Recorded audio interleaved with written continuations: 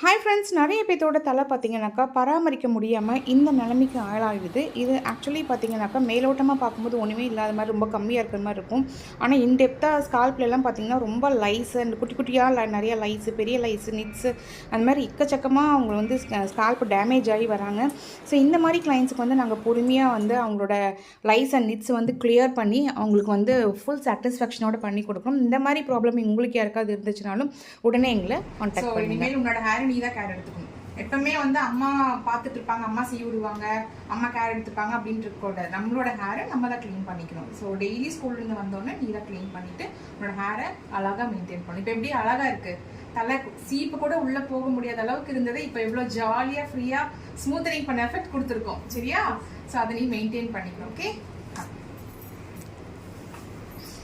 ஆன்ட்டிக்கு help கொடு, உனக்கு இவ்வளோ தூரம் கஷ்டப்பட்டு பண்ணி கொடுத்தா.